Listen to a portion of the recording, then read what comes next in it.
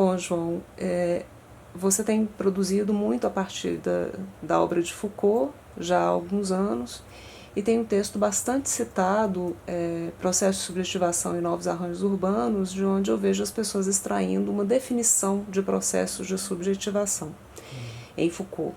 E eu gostaria de te ouvir, então, falar sobre essa noção em Foucault. Tá.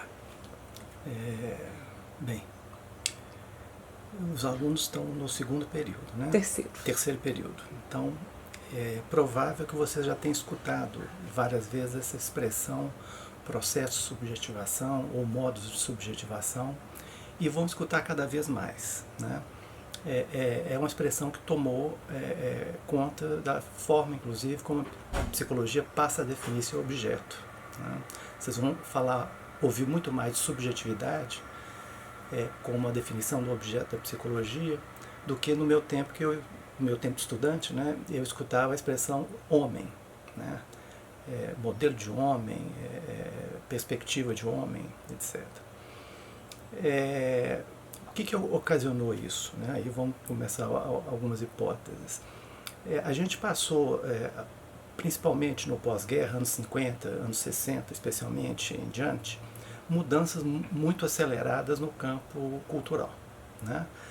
E também mudanças muito aceleradas também no campo político-econômico, né?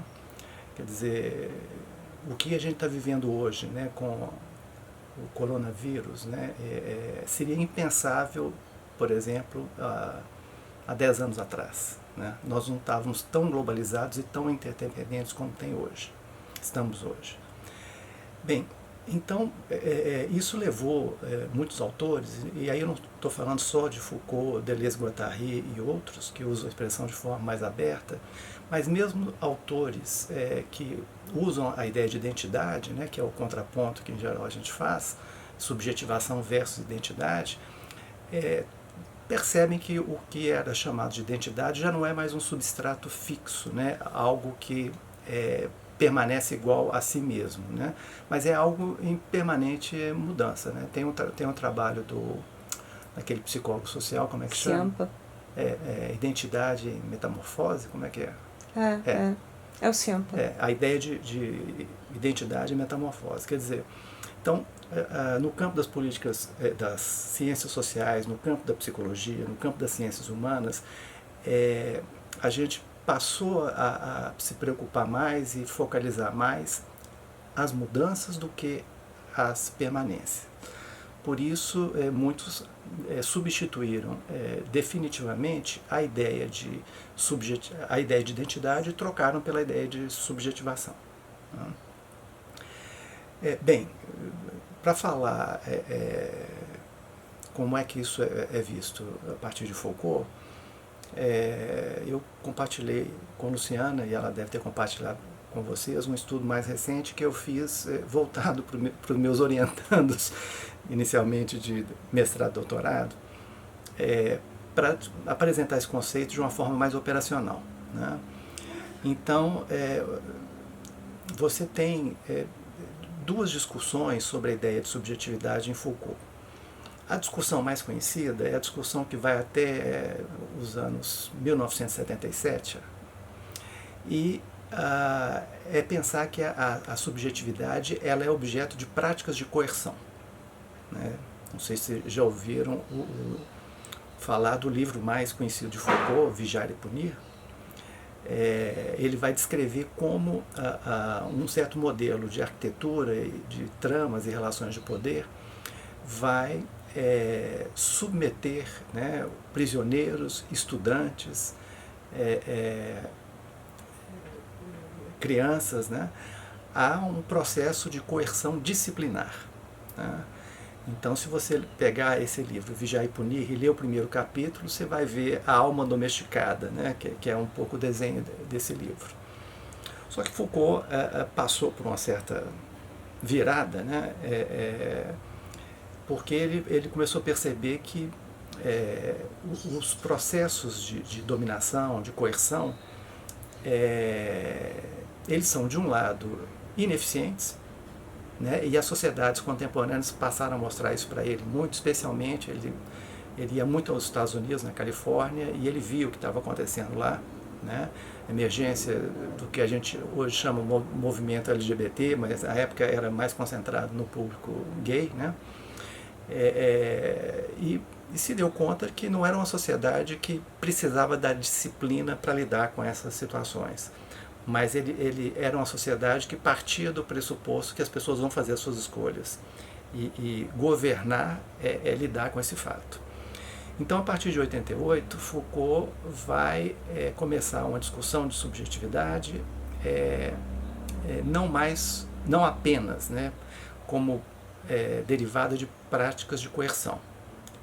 Elas continuam existindo em alguma medida, claro.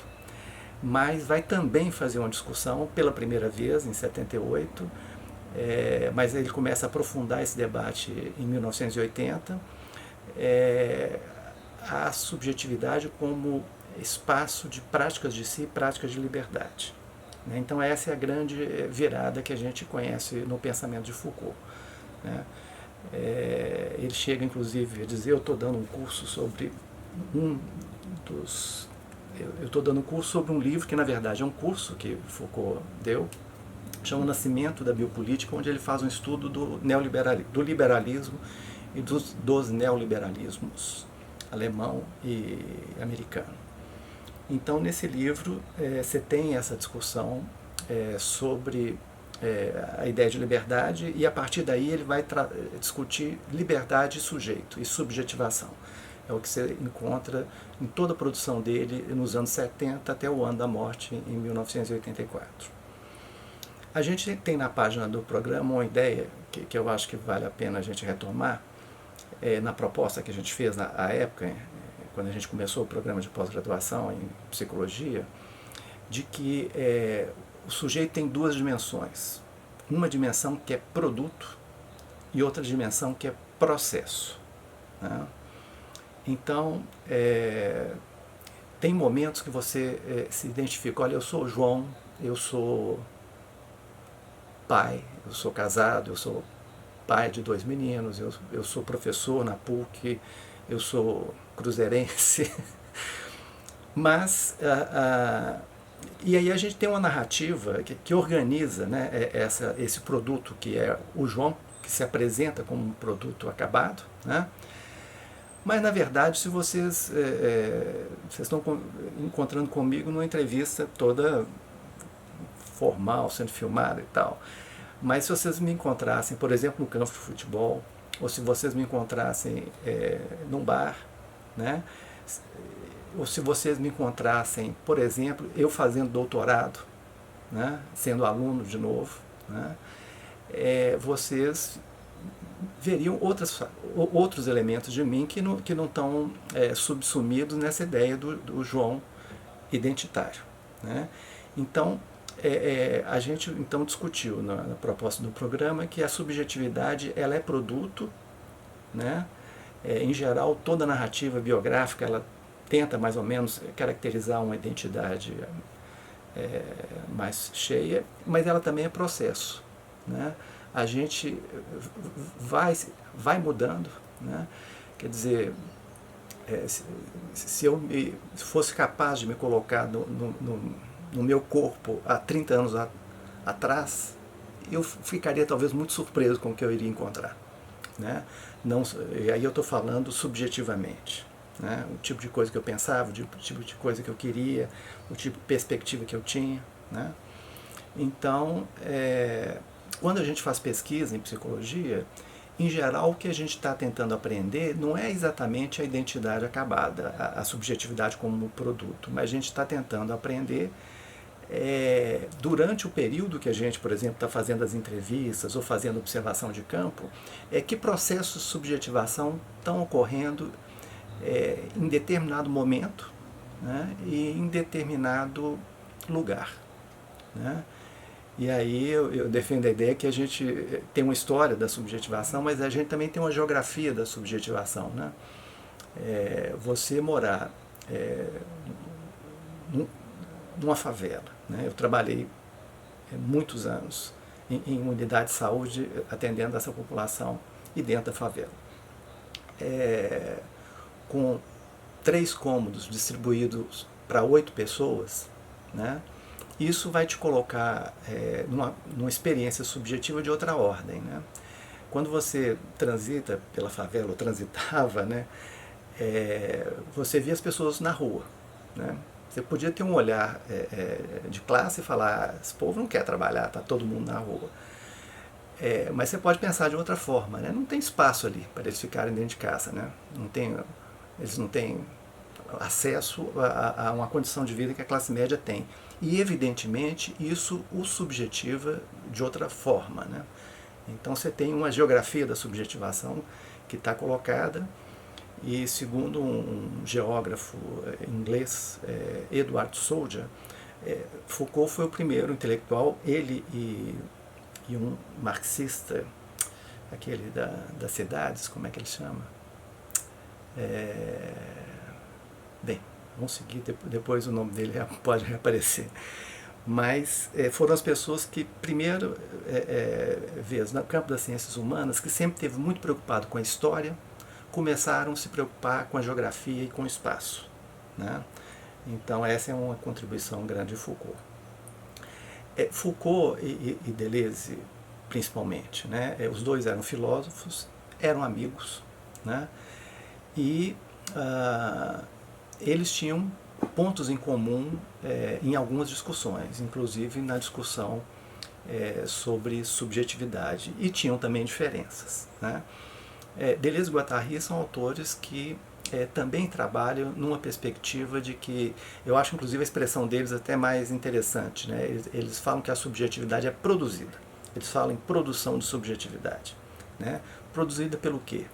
Produzida por uma série de agenciamentos, na expressão dele, ou no vocabulário de Foucault, por uma série de dispositivos que incluem a família, que a psicologia sempre supervalorizou, né, mas inclui a escola, né, a sua inserção social, a influência, por exemplo, hoje das novas tecnologias que também nos subjetivam, né?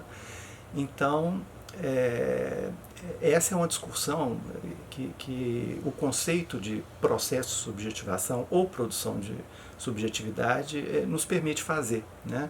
Não mais restringir uma análise né, psicológica à relação entre mãe, pai, criança, né? A coisa do chamado Édipo, né? Até porque a família no tempo do Freud era a família que a mãe ficava por conta, inclusive em determinadas classes sociais, alfabetizava os filhos em casa, né? Hoje, com as mulheres e homens trabalhando, você tem uma condição de institucionalizar as crianças, né? Das creches à escola, muito mais cedo. Então você tem um mar de outros elementos que vão compor a experiência subjetiva dessas gerações, que não são mais a geração da classe média alta vienense que Freud conheceu, né? Atendi aí? Super, obrigada. De nada.